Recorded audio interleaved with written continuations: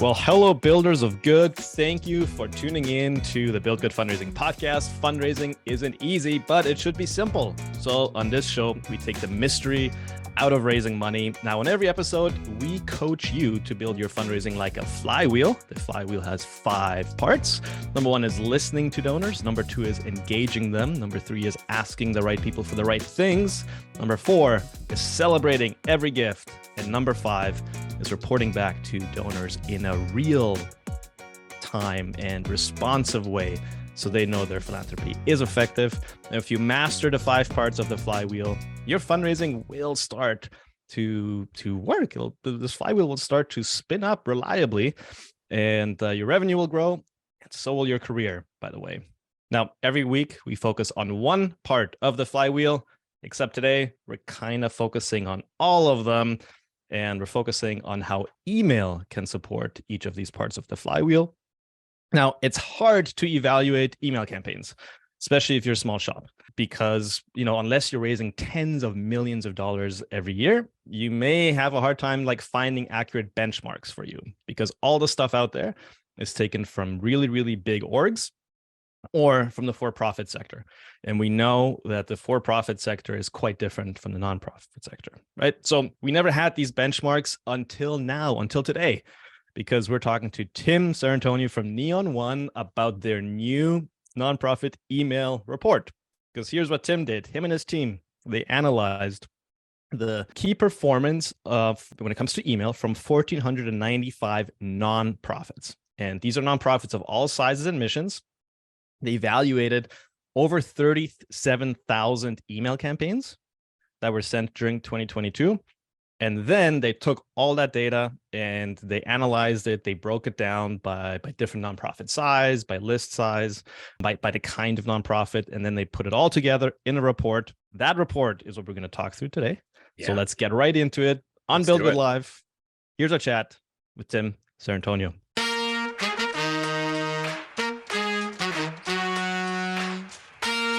Tim, thanks for coming on the pod. Mike, thanks for having me. This is the first time I think I've been on it. And so long-time listener, first time caller, so to speak. I can't believe it's taken us this long to get you on, because you and I talk all the time and we talk about these sorts of things, and it just never worked out. So super. It's working out now. So, yeah, and this is the right one to do it. This is the good one to do it. Yeah. Agreed. So where do you want to start? Because this thing's meaty. Yeah. Really, you started with the thing that I would lead with, which is the benchmarking needs, because when we started to put this beast together, because it's the largest analysis of campaign email for nonprofits that's ever been put out. And originally we said, okay, well, why this? And what I found lacking in the information, especially for smaller organizations, was that there wasn't anything on list sizes under 1,000, for instance. MailChimp has that information if you Google it and they put it out and they show you what an open rate or a click-through is, but it's only 1,000 or above. And that's their entire data set. They're not going to make a variance for small businesses even. And then you got M&R. M&R Benchmarks is great, but they are survey driven. Everybody kind of forgets that they're asking people. Yeah, it's self-reported. Yeah. It's self-reporting, right? Yeah. So everybody always reports accurately with that. I tend to lean into where our contribution is best is actual behavior, actual actions. And what was so cool about email is we have a platform and it does a lot of different stuff. We do websites, we do a CRM, there's giving days, etc. But what's fun is we can look at different data sets next to each other that typically are siloed in a scalable way, because a lot of different databases have this type of stuff or they integrate, right? But like Constant Contact, MailChimp, they have a lot of integrations with CRMs. And then I keep getting questions, but what about the money? I know MailChimp open rate data, but what about the money? And I'm like, well, I can look at both because we have both. I got the money data, I got the email data. And so we stepped back and said, okay, let's look at this. And then I stumbled across the MailChimp thing in particular and said, how come nobody's ever done anything under 1,000 for a list size? So we just did that. We added it in. Yep. And So there's a lot to unpack here, Mike, but you know your audience. What do you think they're going to get out of it? Okay, so that was my first question, which is that there's a lot of data out there, but even if you have an integration between Constant Contact and your website or your CRM, whatever it is, Constant Contact actually doesn't get to see the results from that email, right? No, definitely not from a financial standpoint. They can tell you opens and click-throughs and stuff like that, but the moment they hit the form, they disappear. They disappear. And the data that we're looking at in this study, just for a quick context, is you looked at emails where you also know what happened post sort of landing page. You know whether that email converted, and you also know how much that email raised, and like you know the whole journey. Yeah, we're going to get into a little bit more specifics on the friction points that happen during that journey. We're going to follow up with an addendum on money, specifically for Giving Tuesday and end of the year, deeper than what we put into the report, because there's so much more to unpack there, like what you're talking about, Mike. But we were able to kind of track end to end. A campaign was sent out, what happened on the day, that type of stuff. And so, yes, the caveat here is this is our data, our users, but we have one of the largest number of nonprofits using us in the tech sector at this point. We're one of the larger companies.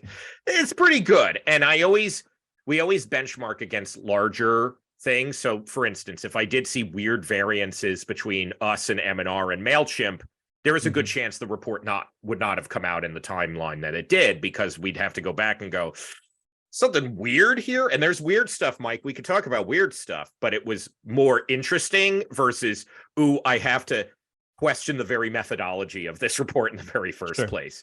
Once I saw that we were a spitting distance of MailChimp data for the big benchmarks, we moved forward and just added our own flavors to it. Yeah, I've got two more questions for context. Yeah. One of them is, how important is it, before we get into benchmarks, how important is it to look at these benchmarks for somebody who's listening and be like, I'm way off of that?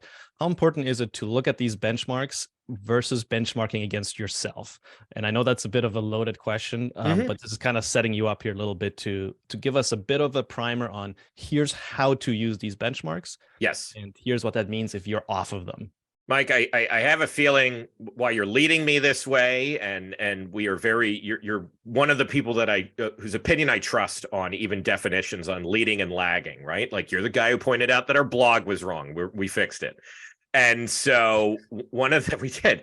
And so, like, I didn't agree with the definition of leading either, so we fixed it. But the reality is that benchmarking against sector data is always a do with caution item, because it's always removed from the context of how you've built your program and your community of generosity. But in the absence of nothing, it's always a good starting point. And that's what we are finding with the response. We were kind of interested to see what happens, because we're a very community driven platform, right? Like users drive it through suggestions on optimization. We then immediately turn around and start adding that to the roadmap. We did that and do that with our reports. So it's just as much people's to own once it's out of our hands. We could produce it and then it's theirs. And the responses have been great on your question, because what people are doing is saying, this kickstarted me to look at my benchmarks. And now then the guiding advice is, good, you know where you stand, because we give revenue data, we give size of list data, and we give superlatives, like the mission, right? Like, all of that's there. So you could kind of look at this and not feel weird, like a fundraising effectiveness project thing where it's like, retention's terrible. Well, we're not telling you anything we don't already know, right? What was interesting about the email side is that it's very tangible. It's like something like you can immediately go, oh, I know what that is, and I know what I can do about that. And that's what's been great, is people kind of say, thank you, I got it from here. Like, the intended result is happening. People are replying back to the emails we're sending out, telling them about the report and telling us exactly what they're doing. And they're doing what they should be, which is looking at their own data after basically starting with us. Then they move on. And that's the proper way that you should be doing benchmarking, in my opinion. Got it. Okay, last bit of context. Let's define some terminology, so when you and I are having a chat later, people know what we're actually talking about. Well, I'm going to pull out the definitions and methodology section to make sure I am saying the right exact thing. So go for it, Mike. All right. But these are all easy. This is just like when we're talking about an email, here's what we mean. The from line, this is just like who is sending the email. If it's showing up in your inbox, who's it from? Yeah, that we call that sender name in the report. And so that's just the text that displays the name or the email of the person. So, yep, that type of stuff. And Mike, it's actually, we do need to do this because when I was doing early versions of the data, we have a Slack community and I love posting in this little thing called data drop. Like that's the secret, folks. If you actually want to know, like I drive my team crazy because I do this stuff. They're like, the report's not ready. And I'm like, I got to see what the people think, right? Like, that's my thing. Yeah. And so I dropped something about preview text. And one of our more active community members, like somebody who I'm like, he gets it. The first thing he's like, what's preview text? I'm sorry. And I'm like, oh, geez, we got to go back. And so one of the first things in the report is anatomy of an email. It literally like explains every single one of these with a visual example. So keep going. Yeah. All right. So that's the sender name. Subject line. Yep. This is the subject line. I don't know how else to describe it. It's first thing that a recipient reads once it lands in their inbox. Yeah. You never define the term with the words that are in the name of the term. That's what I've learned, by the way. Don't say donor retention rate and say the number of donors that you keep. It's like, well, what's a donor? Right. Keep going, Mike. I'm annoying. All right. Keep going. All right. Preview text. What's a preview text? Preview text is the short snippet of text that helps the reader further understand what they'll find when they open and read your message. Okay, perfect. Now, this is not in your report, but those three combined, we call that the outer envelope. Ooh. You use that terminology? No, but I love it. Okay. I think, and because you folks in particular are so astute about package design, you think about this so holistically that like you're educating me, and that's the best part of a podcast situation like this. We're going to learn from each other. So outer envelope, why do you call it that? It's the thing that determines whether your donor is going to open it or not, right? They see who is it from, what is it about, and what's the preview, which is a bit of a teaser of what's inside. I'm going to make the decision on whether to click on that based on that. And so this kind of comes out of direct mail. That's what your outer envelope is supposed to do. And the outer envelope has one job, and that is to have total and absolute doormat dominance. When somebody sees your outer envelope, they've got to go, I can't throw this in the recycling bin. What I love about that, Mike, is it gets back to even the original emoji that's used for email, right? It's the envelope and it's got like a little E on it. Right. Yeah. And I think we've moved away from understanding the role of what an email actually is, and especially at mass, right? There's a difference between what I send through Gmail and what I send at mass, like a mailing house situation. And this is important to the report because when we define what a small nonprofit is, we used list size, not revenue in this case, list size. And we said 250 to 999. Now, why wouldn't we just include everything under 1,000? Because people got weird, Mike. It got weird. We're talking 7 list sizes in something like a full email builder where you have to run a query and ask the system to search the database, and people will be automatically added or not. And it's just for their board members, and they're using it for meeting invites. Like, we saw a lot of stuff like that, and we said, nope. And our development team and the research team paired together, this is how we do it, is it's a cross-functional team that decides these things. Yeah. And we decided methodology wise, it's got to be 250 because anything below it was more like event invites or goofy stuff like that. And that's important because you have to even think about email is not email. Different packages. You got what we just talked about for the campaigns, but then there's your receipts, the triggered emails that come when somebody donates online. I saw Tim Lockey talking about this on freaking TikTok this morning, right? About the language you use there. And then there's workflow automations, nurture emails. We're not talking about receipts or workflow nurture emails, automated welcome series stuff. We'll get to that. I can do that, but we focus solely in on I'm sending like a newsletter or a mass appeal. That's what this is about. Yeah. Yeah. Not your staff doing an internal fantasy football thing. And so they created a list for it in a segment. I mean, I looked at over 37,000 emojis, like 37,000 subject lines for emojis. I was doing this manually, right? Like there's some cool Yeah. computer stuff we can get into, but yeah, I saw it. I saw a lot of weird things, man. Yeah. Saw a lot of weird things. So, All right. So we've opened the envelope. The first thing we see is yeah. a header image. What's that? Header image is going to be, and not everybody does this. And so let me see if we got the proper def. Yeah, header image is, it's the large picture or graphic that appears at the top of your message. It's the first thing that people sees when they open it. So something graphically enticing, like to help kind of double down on why that they're there in the first place, is very good. You and I are both philanthropic psychology disciples in many ways, and this is where that type of choice is very critical for establishing affinity right out of the gate. Yeah, and keep in mind this doesn't load for a lot of people sometimes. Mm-hmm. So if you put critical copy in there that you think everybody needs to read and it's not in a body copulator, some people are just not going to see that. Don't always assume, and so many people during their workflow process skip over the HTML version, which is basically my backup in case images don't load and the fancy thing doesn't work. Because everybody forgets that email, for all like the stuff we talk about it compared to the rest of the internet, email's still kind of janky. Like there's still a lot of weird behind the scenes stuff that like we have to argue with AOL about like white listing of stuff. You got to go to Microsoft and like make sure that things can get to inboxes.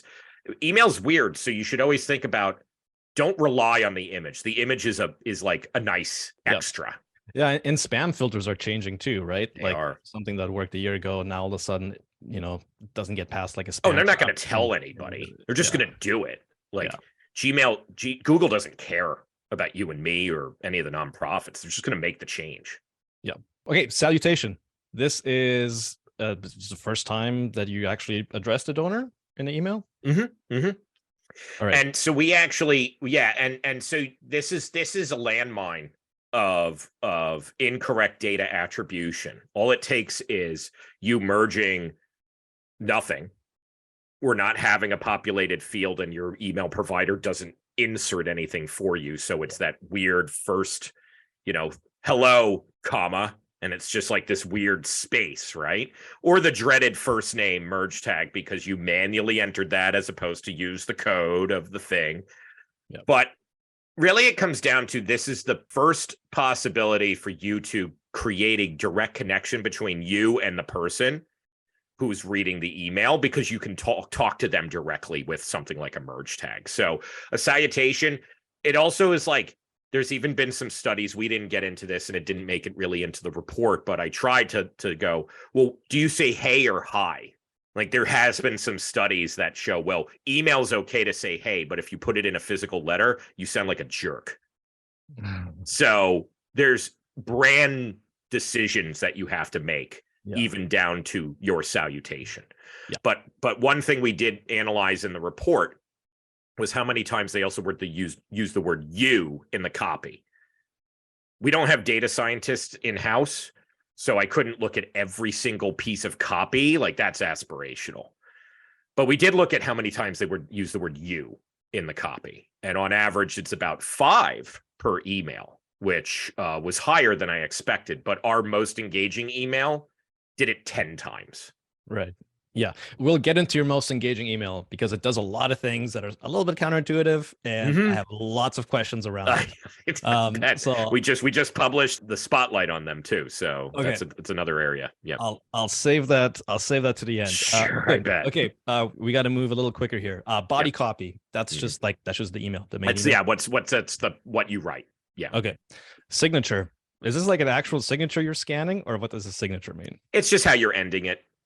You don't have to necessarily copy and do that, because also depending on the email reader, it might look weird on a black screen and then it's showing like, the white block that you've loaded up and it looked fine in your thing.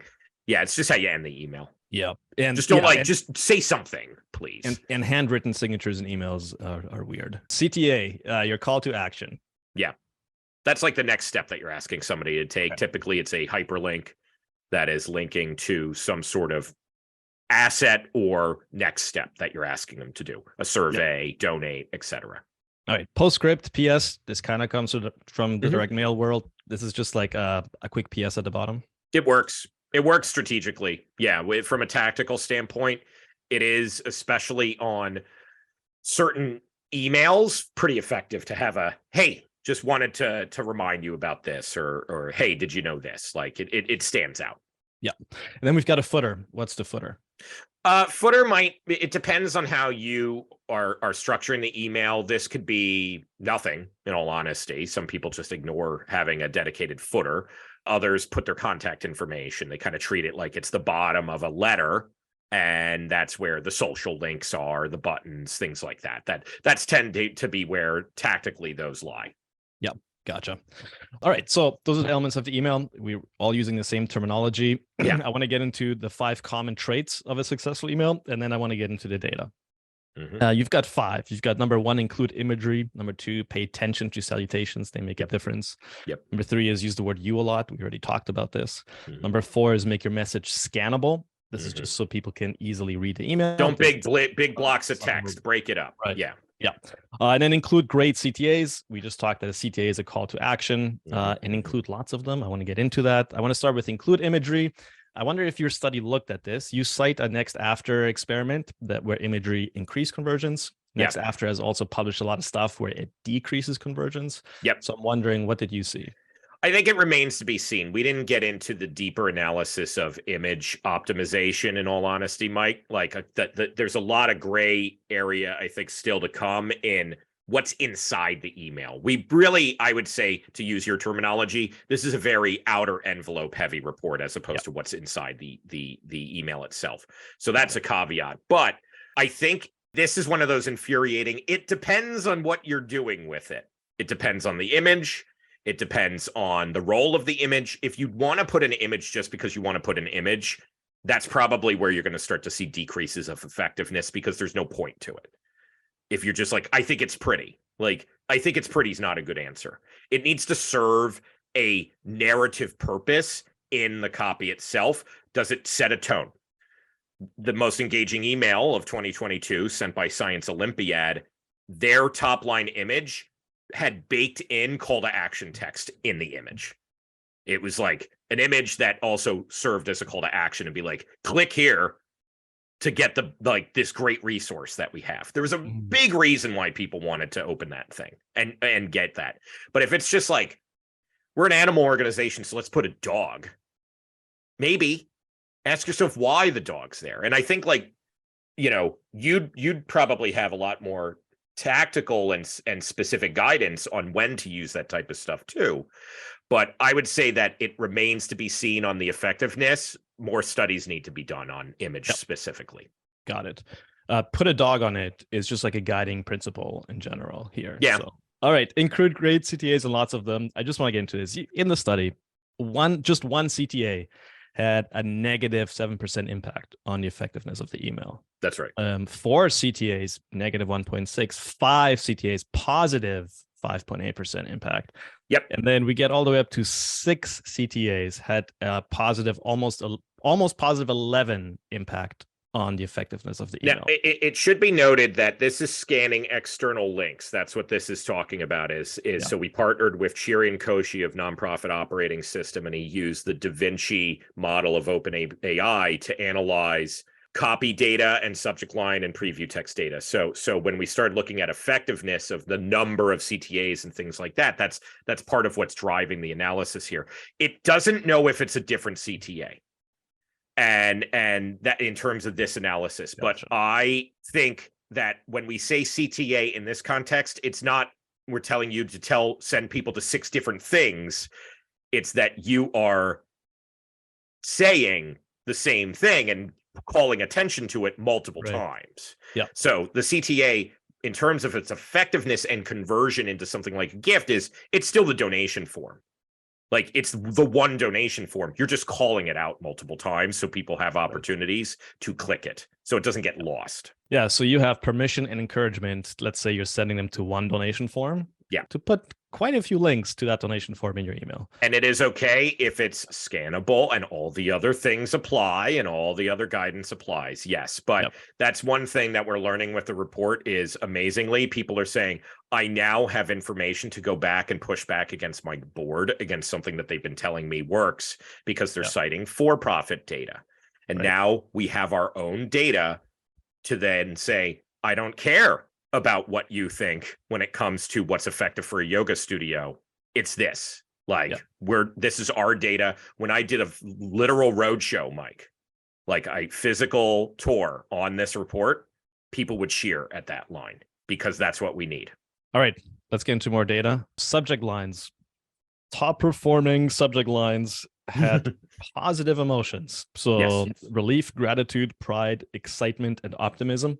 Yeah. To be clear, not those words. Just if you do the sentiment analysis of the subject line, those are the emotions the subject line. This is the cool AI stuff. This is, in all honesty, this is the cool AI. It scanned the words used in subject lines and preview text and then assigned generally understood emotional tags to those, whether they were positive, negative, et cetera, and so forth. And the emotional groupings that you just named are the top performers. Yes. Yeah. All right. Top performer, relief. Can you give us, I don't know if maybe an example or just explain that a little bit? What might be a subject line that would convey relief? I think a subject line that would convey relief is anything that allows the pressure of perhaps an increasing, we always have to think about energy flow during our campaigns, right? Like, this is why something like Giving Tuesday can be effective for somebody, because there's a natural crescendo of energy that happens because it's like, this is the day. And we've been talking about this, and relief is then being able, things like reporting back success, things like going the breath out. That's relief. It's the breath after the main action that you're asking them to take. That's typically the emotional element there. That's going to come through in different words, like success, right? Like things of that nature to go. It's to tell the reader, it's okay, we did it. That's right. That's what comes from there. But there's so many different nuances even to positive emotions, right? So let's keep it going. So you held up the Russell James book before on the storytelling fundraiser. Yes. So this is where, in that story framework, now there's 7 or so story frameworks, but the one that gets all the glory is the hero's journey. This is where the guiding sage, the guide, whatever you call it, goes back to the main character and says, you did it. Yeah. Like good job. This giant problem that we were facing, we overcame it. Would this be the 5th of your flywheel as well? Yeah, this is exactly it. Yeah, that's the wow. You caught on quick. Cool. Gratitude. I like your framework too, Mike. Generosity experience design is very complementary to that. So there you go. Yeah. Okay. Emails with gratitude. This is fairly explanatory, but this is just like thanking donors, right? It's thanking donors. It's the standard stewardship items, but I think that we can have an evolution even from shifting the object of it. What it didn't necessarily get into is sentence structure. I think that there is a big difference, and there is data from Institute for Sustainable Philanthropy to support this too, that even like shifting the object on a gratitude email subject line, like thank you for your gift versus you are a generous person, very different. It's the same emotions, but it's a different focal point. And that's, I think, like where changes can occur. Yeah, you and I have seen the PhilPsych data on thanking somebody for what they've done versus thanking them for who they are. Interestingly, later in the report, you get into one of the sentences that one of the words that seem to work very well is together. And so this jives pride. This is interesting. Pride as in like same kind of vein, like you did it. Like this is amazing. I think so. I think it's something special, or I think there's more of an underlying egotistical element when it comes to pride, right? It's more like I did it. Well, it depends. Like I think perhaps I would want to go back and explore the words that were used in that a little bit more, but kind of from a practical standpoint here, pride is not the same as hubris. It's not the same as gloating.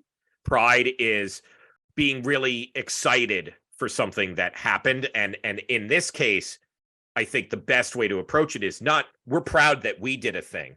It's, we're so proud that together this occurred. And that's the difference, right? So yeah, I think pride is a really exciting emotion too. Like literally, Mike, as we were starting this podcast, my designer let us know that we actually won an award for our rebrand work that she submitted, like an Indigo Award. And I literally wrote, I'm really proud of you. Like that's the type of thing that I think that's the sentiment that we have. Like she did the work. I'm really impressed. I was there for the journey, but she's the one that I want to give the glory to and the focus. And that's the best usage of pride. Yeah, and that maps with, again, the Phil psych, like Yep. autonomy and like feeling that you're effective and competent. Mike, I feel like a lot of what's in here is not surprising to people who are paying attention. Right. And I also feel that small shop fundraisers know this in their heart. The issue is that they don't have the words or the numbers or the way to say it to back it up to people who do not understand the nuances of fundraising. Yeah. Because board members, they come in, they might be very savvy marketers, and they're citing data that inherently is off. And this is why I'm so excited about what this report represents. Some words that had a positive impact on open rate in subject lines. There was support, which is interesting. Survey, that makes sense. Donate. Tuesday. Is Tuesday because of Giving Tuesday? I'm pretty sure it's the heaviness of Giving Tuesday. That's which also flies in the face of some discussions on don't use the word Giving Tuesday. I've even said that. Now I have to reevaluate that, right? Newsletters one where I was like, well, I thought that was bad, but I guess it's good, right? But if you do want to put together the worst performing subject line, then reminder member meeting is where you can do one. Can I tell you one quick? I know I want to keep us on time, but I do want to tell you one thing that's not in the report, Mike. You know what the one word that was better performing than any other word in all of the data set, so much so that we had to remove it, not because of the word, but because it outperformed? Tell me. Cannabis. What kind of shop are you running over there, Tim? Hey, man, we serve, like I said, we serve a wide variety of causes and nonprofits. I'm not putting any moral element to that one, but it was so overwhelmingly engaging when the word cannabis was put into the line that we were like, we have to remove this. This is just screwing with everything. I mean, I can see it. I can see it even in like political fundraising, right? Or like advocacy shops. We have advocacy organizations. That's honestly where it is. We have one client in particular that is an extremely prominent marijuana policy organization. It's marijuana policy. It's MPP. Like, there's no reason to hide that. And so, like, they're really good. They're really good at what they do. So we had to remove them, though. So. All right. So words that had impact on the click-through rate. So these words that actually like drove people to either open something or not open something. And so top words that influenced it positively, as in people clicked on it: issue, news, and national. Is national related to like a national day of something, or? There's a lot of that, actually. Yeah. When I was analyzing, because I had to manually flag if somebody used an emoji. There's no like, you know, in Google Sheets, there's no emoji tag, right? And so it's like I color coded these things during it. And so I read the subject lines, and there was a lot of nonprofits. I know this because we put out our calendar, and everybody started replying and going, but what about this National Day of yada, yada, yada? And I'm like, okay, well, this isn't a crowdsource thing. We're trying to get the most stuff, but a lot of Hallmark has really created a cottage industry about National Day of yada, yada, yada for social media. A lot of people are kind of playing into that. Right. There's like a national member meeting for people who national member meeting. And it's for like cannabis, and who knows what the metrics would be on that one. Now National had this is interesting. National had a positive influence on CTRs, and then Day had a negative one. Yeah, it decreased it a little bit. And then meeting. This is more where it's interesting. Please, God, do your own benchmarking on this stuff. Like, this is like, just, I don't want anybody to, please, God, don't have anybody email my boss and say, Tim told me to put cannabis in the subject line. and number two, this is especially the words, the images, the number of clicks. This is where you have to find this on your own. Yeah. But small nonprofits can teach us a lot. That is some of the stuff that I was really proud of, is the click-through rate of small nonprofits in particular, 10.24%. Like, amazing. Yeah, it's high. Yeah. So there's a lot that we can learn and start from here, but there's such a bigger world that this opens up. I think it's a beautiful conversation we could start happening because of this data. Yeah. Preview text, including a preview text, 53% more likely to actually get the email open. To get it open, to do it. Everything. Just use preview text. It is like, that's one thing that the data is very clear. Emojis, not enough information. We make that. I insisted on emoji analysis in the report. It's there because I wouldn't stop talking about it because they're funny to me. But preview text was the real winner. And this is the metric that made us go and add the whole anatomy of an email because I put it into the Slack community. I was so excited about that. And then they said, what's preview text? This is why it's so important to educate with both data, with both inviting people in for understanding. This is what you should be doing at your own nonprofit. They don't understand the nuances of your mission. You have to tell them. Every single component of an email is an opportunity for you. And preview text is one that you have to think about. Now, depending on your email provider, if you don't put in a preview text, it'll pull in a bunch of junk. It'll pull in, sometimes it pulls in HTML and auto-populates something. I've seen it pull in stuff that is like replacing, if you don't have a header image, there might be some code or sometimes even footer. So this is the equivalent, if we're talking about the outer envelope of an email, this is like you literally sending somebody an envelope in the mail, like a direct mail pack, and then putting the tiny privacy policy that you put, like putting that on the outer envelope. It's the one thing that fundraisers of any size, I've been doing fundraising. I started my career in 2008, and some of the first stuff I was being asked to do is send emails. This is something that everybody has to feel like they do.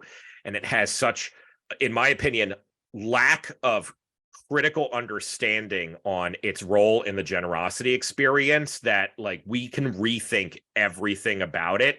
Even like MailChimp used to have the little monkey, and it's like, showing like, do you want to send the email? And the monkey would be scared, right? I don't know if they still do this, but it would be like, I'm scared to send the email. Let me hit the button. I think I want a world where fundraisers are excited to actually hit the button to send something, that they're not freaking out, that they're going to hit 250 or above people with a well thought out email and it's going to fail. Like even unsubscribes are an opportunity to learn and to re-educate your audience. Like, don't worry about the 3 people that unsubscribed. Focus on the people that actually opened and clicked through and acted and loved it. That's where we're going to win. All right. I want to get into some financial performance, and then we're going to analyze the most engaging email of 2022. Cool. The average nonprofit raised $5,598 per email. Yeah. Per email sent. Yeah. $5,598. Now, the caveat here is that these are all, the analysis is constricted to higher volume days of the year that we did. We didn't look at every single day of the year for this. We were focusing in on things like more likely days that people are giving, because especially in December and November, this is the higher volume of online gifts, for instance. We're going to come back to finances, but especially when there's an intentional campaign like Giving Tuesday, end of the year. That's what a nonprofit can effectively expect. Smaller nonprofits are less, larger nonprofits are more. Interesting stuff to unpack there for sure. So what do you want to know? This stat, the average nonprofit raised $1.11 per email contact. Is that per email contact per send, or per email contact per year, or what? That's the file of the send itself. It is not like the number of the list for the entire year. It's in the context of the appeal itself. We actually started forking our analysis where in our email platform, it locks in metrics to the email list itself.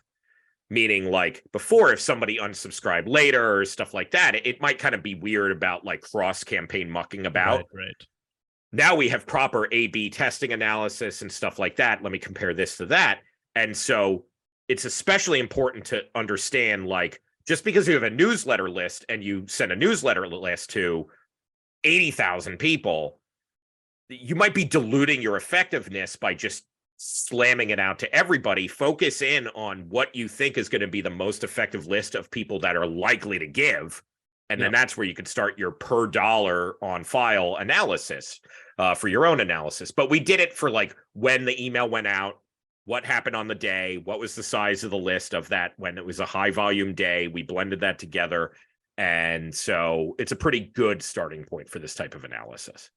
Yeah, and that's and $1.11, that's dragged down by the large guys. So a small nonprofit actually can expect to raise $6.12. 15 cents. 15 cents. Thank you. Yeah, Thank you. Per email contact. So emails matter. Like getting an email address matters. I think that's the main takeaway here. Yeah. I was literally on site with a nonprofit helping them map out their recurring giving program earlier today. And somebody randomly walked in the door and was asking about the organization. And I'm mumbling to myself, get them on your email list, get them on your email list, get them on your email list. Like that's your goal in that situation. Somebody walks in off the street. You're not trying to get money from them. You're trying to get them on your email list. Same with Facebook. Get them on your email list. Social media, get them on your email list. Okay. I think you should get them on your email list. Let's look at the most engaging email. I'm conscious of time here. We could talk for a long time. We can slam through this one. Yeah. And we'll put the link to the study in the chat in a second here. First of all, before we get into it, what qualifies as the most engaging email?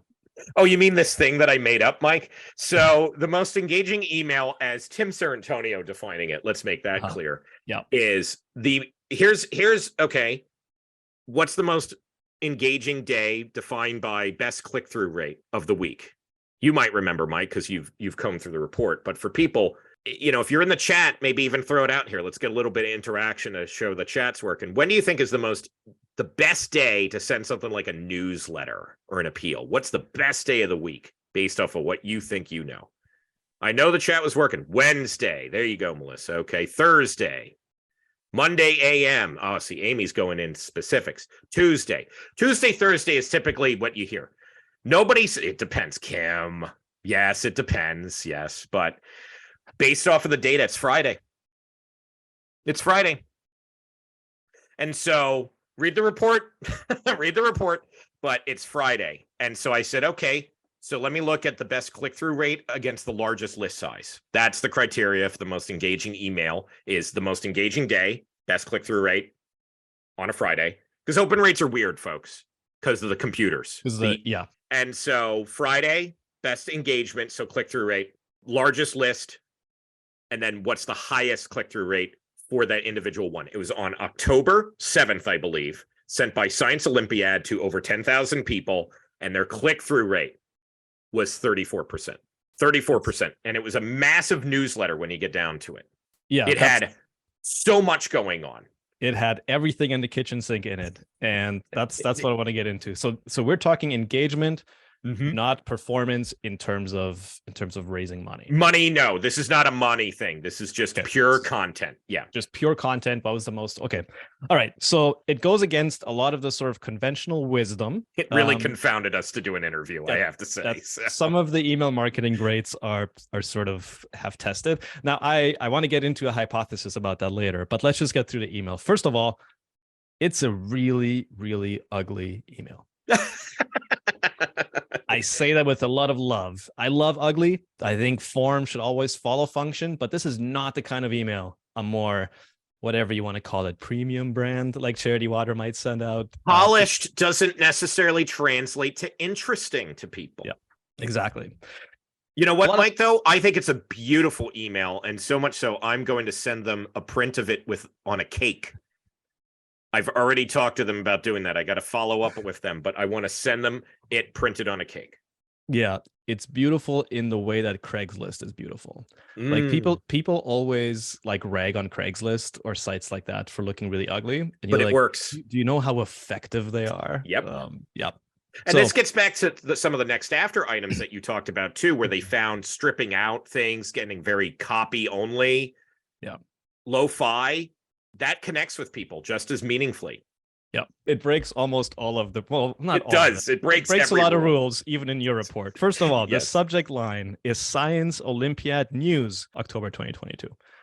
Yeah. The copywriter in me is like, that could be a lot better. But clearly, that's exactly what the people want. What's the name of our report, Mike? The nonprofit email report. Yes. People like clarity. Like this is a specific thing that I even like that I actually will defend that because I think that like Yes, the flowery stuff. Absolutely. I love it. But just tell me what I'm getting. The header image is program news. That had over 1,000 clicks on it. Yeah. It's not personalized. It's Dear Science Olympiad Community, which good fallback for if you don't have a first name of somebody, right? Like at least it's a communal identity thing. It's got, I don't know how many stories. It's got lots of stories. I stopped counting at 6 or 7. And then it's got almost twice or 3 times as many like links and CTAs as that. It's a long, big email. It's a hodgepodge. That's a nice way of putting it. Yes. So here's my question to you. I looked up Science Olympiad. It's a science test. How much are we attributing this to our dearly beloved science nerds? I love them. Just being really into whatever this organization sends. And how much can we attribute to, this is a really well done email? Does it matter? It matters in that there's a part of self-interest when you're taking part in a science test, you're part of this organization, you want to win these tests. So you really you're going to read everything, you're going to prep, you're really into it. And it maps with your report where associations had the highest engagement and membership associations, right? Because people actually paid some sort of membership fee. They were part of this. And so it matters in terms of learning from it. Well, if you're not a science Olympiad who has a test that people actually want to partake in and win, or if you're not a membership association, how can we drive that kind of interest as some of these organizations have a more baked in sort of self-interest advantage, if you will? I think it comes down to always asking what is most valuable to your readers. It was the same conversation that I had with the folks at the art studio locally. The very first question I asked them about recurring giving is, why would somebody do this? They're like, why would we want this? And I said, no. We're starting with them. What is the value that they receive from that? What is that mapping to? And I think what we can learn from this is they have a passionate community. They have a passionate user base that is going to get really engaged in the things that they're putting out. And we can see that in other different types of causes that are less obvious in the connection, perhaps. But I think that the lesson is, why should somebody care and why should you make them give a shit? That's it. And I think that what they've done is really, really great. And even in our conversations with them, they even said, I think we could do more on driving that toward financial impact. I think that we can leverage that and drive that toward more of a mission-based conversation too. They know that. So I'm really happy that it ended up being them, because it did confound a lot of baseline assumptions. I thought it was going to be like a healthcare organization, in all honesty. I thought it was going to be something with kids, right? It was one of the more interesting missions to come up. I'm really proud of them, actually. I think they did a great job. It wasn't kids, cancer, or puppies, which is always the example of stuff that does well, right? I do kids, cats, and cancer because of the alliteration, but same thing. Yeah. Gotcha. So the lesson for me was, these folks are doing something very, very right outside of the emails, just in terms of building community, that then the email can challenge a lot of assumptions and still be the most engaging email of 2022. Yeah. I'm wondering if we should formalize that each year. I don't know. Yeah. I did it for this time. Questions. I think it's time for questions. Let's get to audience questions. Becky's been in the chat. I'm going to give the mic to Becky. We've got a question in the chat from Amy. And Amy, if you'd like to turn your camera on and ask Tim yourself, you can do that. Now's the time. If we don't see you. Oh, there she is. Perfect. Hi, Tim. This has been fascinating. Thank you for all this hard work and for pulling in all the other things on it. And Mike, I love your questioning. You're great. Thank you. So my question was way back at the beginning when you were talking about CTA and needing 5 or 6. And I was wondering if you have an email and there's an image in it that links to it, and you put the link with the photo. Yeah. But it doesn't say anything like click on this photo, it's just a photo. Yeah. Is that one of the 5 or 6 calls to action? That would count. That would count. Yes. In the data set, it was just looking at the raw HTML, and it would see the URL, and that's all it cared about from an analysis standpoint. So I love those. I think that those are great. You need a mix, in my opinion. The button, Right. the image, the text. Those are kind of three different Right, ways that you right. could deliver a CTA in an email format. And, I and actually, where, go ahead. Sorry, go Right. on, Amy. Yeah. and where does it get to be too much? Like how many, if we're just talking about text, if you, or text plus a button, if you're saying, if you have 4 between Yeah. text and button links, but that might be okay. But if you have 8, that's really too much. I mean, I think this gets into the scannable rule, which is because if you have too many blue links all over the place, it starts to distract the eye as well. And so this is one where it's like, I want to do a lot more here on this one. Good. That's helpful. Yeah. Next But I think question. scannability versus like, because you don't want it to look like the Nigerian prince has just emailed you Yeah. like your Yeah. Okay, stuff, great. right? So yeah, great questions. Thank And I you. think it's always a balance of like, trust your gut in a lot of different ways, but the data can guide you. If you're like, but the report said this, and it's like, yeah, but you don't have enough text to justify that many things, then don't do it. Like, do what makes sense for you. Cool. Thank you, Amy. I just want to make sure before we open it up to other people, if we have answered Kim's question, she wanted to know if morning or afternoon on Friday is the Yep. best time. I know. Hold on. Let me flip to the actual time. Typically, these are going to be around, and these are CDT. It should be noted. This is how we do it. But also, it should be noted that it has blended to be contextual for where you are. So while we reported in CDT, it generally translates to where your people are opening it. Like, so don't be like, well, Tim said 11:44 a.m. By the way, that's the answer. But I'm not in Central Time. So do I have to subtract a thing? It's just think 11:44 a.m. and you're fine. Like, ignore the time zone on this. They blend together. And this is also the same for online gifts too. We found the same thing. So actually, interestingly enough, Becky, in last year's big report, we analyzed what time of the day and day of the week that people tend to give online most. Ooh.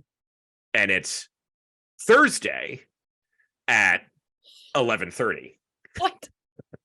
Interesting. Can you go a little bit more into why the 44? Like why 44 minutes? Why not just 11 a.m.? I don't know. That's Okay. people. That's what the data is. That's what the people, the That's what the weirdos, when they data say says. people, because a bunch of people aren't scheduling their things and probably going, oh my God, we got to get it out. And then hitting the button real quick and going, schedule your emails. I love scheduling. I actually scheduled the press release to be at that time.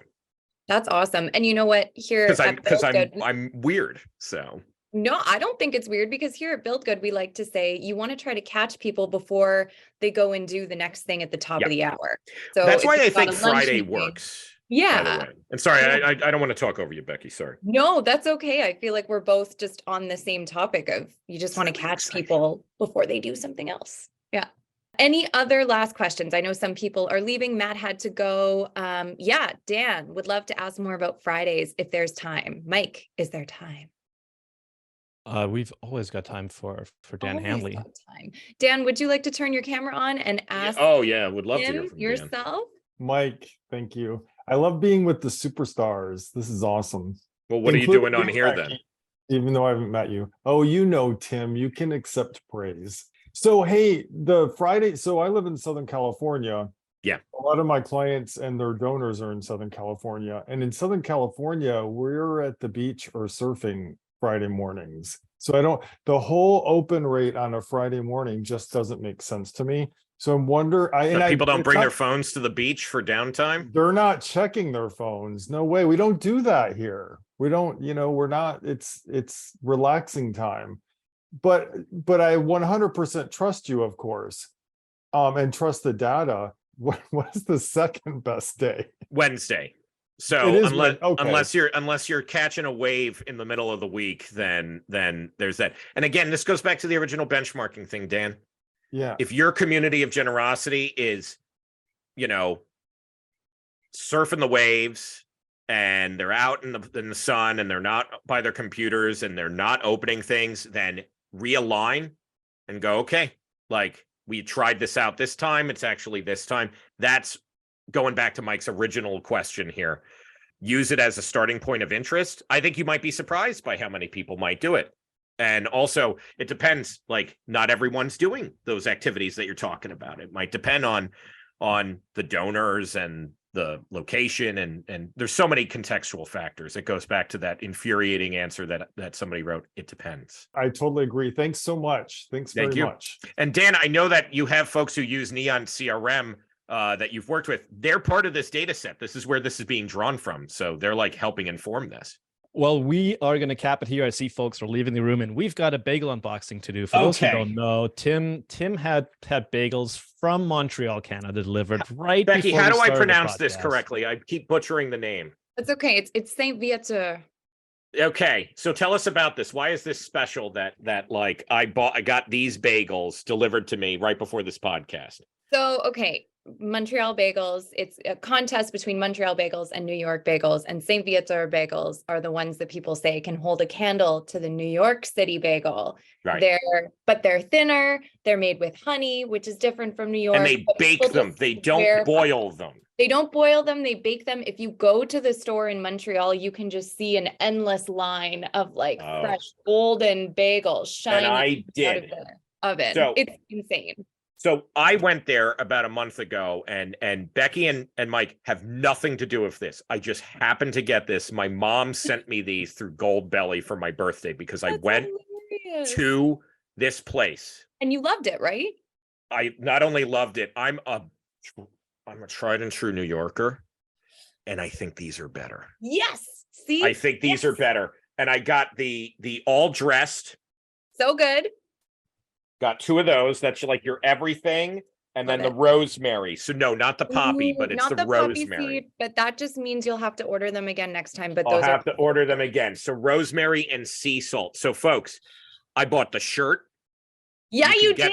You can get them in the United States. They have a great plush doll. This is how you build loyalty, folks. Because I wouldn't stop talking about these bagels. And now I'm like a fan for life. So that's our little unboxing, our bagel unboxing there. That was so fun. I'm so happy for you, and happy birthday. Well, thank you. It was on Thursday. My mom sent it to me. I'm going to be watching the Super Mario Party. We're renting out a theater on Saturday. So you're so cool, Tim. I don't know about that, but I like to have fun. And this was fun. Thank you. Thanks for coming on the show. If people want to download the report, of course, those in the room, we dropped a link in the chat. There's also going to be a link in the show notes. But where can people find you, Tim, if they want to connect with you? LinkedIn. LinkedIn is my preferred social network for this type of stuff. We got a lot of great things that we're doing and talking about. We are going to go back, and one of the reasons to sign up for this report, we decided, is we're going to go back to everybody who downloaded the report and ask them at some point later in the year, what's next? Because we need to start working on our next research report. I want to have it ready for 2024 and know that we're going to come back and it's just going to be as community driven as this one. So, Mike, what do you think we should do next? Landing pages. Landing pages. Yeah. That's what I said. Yeah. That's what I said. Because okay. Well, that is all for today. Thank you for joining us for Build Good Live. Here's my short action plan for you based on everything that you've heard today. Next time you go out and send an email, first of all, make sure you have a preview text. Make sure you use positive emotions in your subject line. And then look at these 5 things that Tim got into. 1, include imagery if possible, if it makes sense. If it makes sense for the context of your email, and if it adds to the email, use imagery. Number 2, pay attention to salutations. They make a difference. Number 3 is use the word you a lot. Number 4 is make your message scannable. No wall of text. Break it up. And number 5, include great CTAs, great calls to action, and use lots of them. You can probably use more than you think you can. Because remember, the email in general, not just the one email, in general, across the whole data set, up to 10 CTAs had a positive impact on click-through rate. So that is a quick checklist you can use next time you go out to send an engaging email to your donors. As always, thank you for hanging out with us around the Fundraising Campfire. If you want to be part of future Build Good Lives, go to buildgood.com. There's a few different places to put in your email address. big spoiler alert, they all go to the same place. So just pick one of those, put in your email address. You'll get an invite from me. Are you telling me that you have multiple CTAs, but they drive toward one cohesive next step action? That's right. Our funnel is very, very simple. There you go. You end up on one Build Good list, and we'll send you stuff. We'll invite you to stuff we think you might appreciate. If you're listening to this, you're my kind of people. I'm your kind of people. Thanks for the work you do. I'm your host, Mike Dirksen, cheering you on as you build good in the world.